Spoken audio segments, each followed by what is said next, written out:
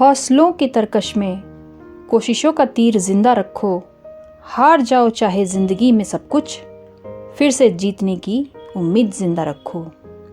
सभी बड़ों को प्रणाम और छोटों को प्यार। एक बार फिर से स्वागत है आपका जैना स्टोरीज में।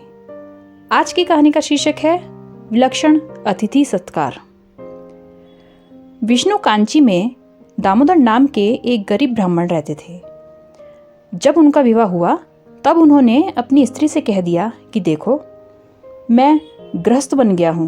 गृहस्थ का खास काम है अतिथि सत्कार करना।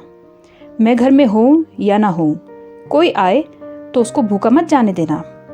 ब्रह्मचारी का गुरु आज्ञा का पालन करना, गृहस्थ का अतिथि सत्कार करना, वानप्रस्थ का तप करना और सन्यासी का भगवत चिंतन करना, भजन करना, ये खास धर्म है।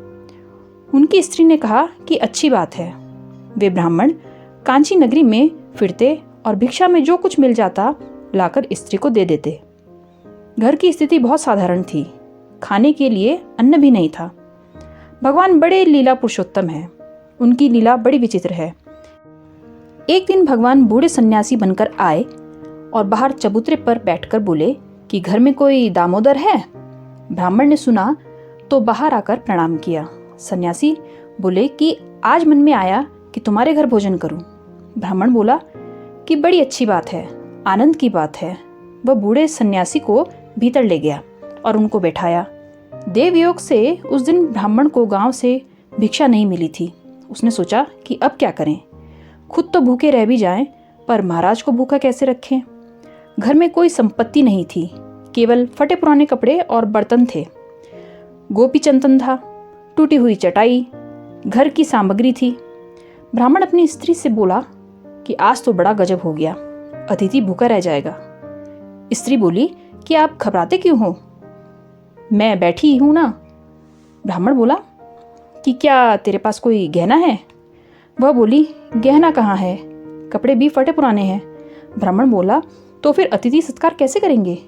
स्त्री बोली आप नाई के घर से कतरनी यानी कि कैंची ले आओ। ब्राह्मण कतरनी लेकर आ गया। स्त्री ने अपने सिर के केश भीतर भीतर से थोड़े कतर लिए और बाहर के केश बांध लिए।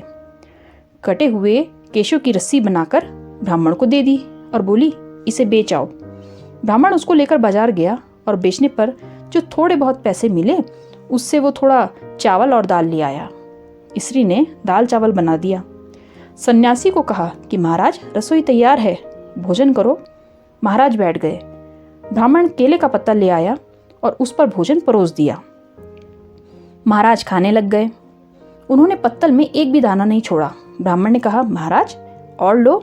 वे बोले हाँ हाँ और ले आओ। ब्राह्मण ने बचा हुआ सारा भोजन परोस दिया।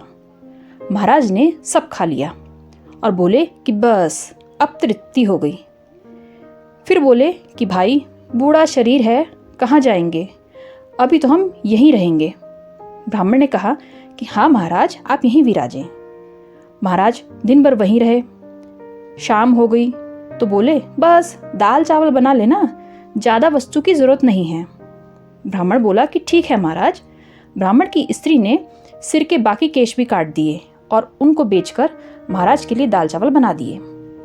महाराज ने पूरे दाल चावल खा लिए, उसमें से कुछ भी नहीं छोड़ा। फिर महाराज बोले कि रात को हम कहाँ जाएंगे, हमारा कोई मकान तो है नहीं, बूढ़ा शरीर है, आज हम यहीं रहेंगे। ब्राह्मण बोला हाँ महाराज आप यहीं विराजें। चटाई का एक टुकड़ा था, उसको ब्राह्मण ने नीचे बिछा दिया। महाराज उस पर लेट गए। ब्राह्मण उनके चरण दबाने लगा। थोड़ी देर में महाराज को नींद आ गई। उनके चरणों के एक तरफ ब्राह्मण सो गया और दूसरी तरफ स्त्री सो गई। जब वे दोनों सो गए तब बाबाजी जाग बैठे। उन्होंने आशीर्वाद दिया कि तुम्हारे केश ठीक हो जाएं, बढ़िया कपड़े हो जाएं, गहने हो जाएं, धन धान्य से भंडार भर जाए, आदि आदि। फिर वे अंतर्ध्यान हो गए। स्त्री की नींद खुली तो देखा कि हाथों में गहने, सुंदर वस्त्र हैं और सिर पर केश भी हैं। उसको बड़ा आश्चर्य हुआ कि ये क्या कौतुक है। उसने पति को जगाया। ब्राह्मण ने उठकर देखा कि बाबाजी नहीं है तो बाहर भागा कि बाबाजी कहाँ गए, बूढ़ा शरीर है, कैसे गए होंगे। स्त्री ने कहा अरे आप देखो तो सही अपनी तरफ, घर की तरफ तो देखो। ब्राह्मण ने देखा तो अब वे लगे रोने कि महाराज, हमने आपको पहचाना नहीं, हमारे से आपकी सेवा में कितनी त्रुटि हो गई, हम अनजान थे महाराज, हमें क्षमा करो। भगवान प्रकट हो गए और दोनों से बोले कि तुम्हारे भोजन से मैं बहुत तृप्त हुआ, अब तुम खूब अतिथि सत्कार करो, फिर अंत में तुम दोनों मेरे धाम में आ जाओगे। आपको ये कहानी कैसी लगी कमेंट बॉक्स में ज़रूर बताएं और चैनल को सब्सक्राइब करें। कल फिर मिलते हैं एक नई कहानी के साथ शाम 5 बजे। Thank you.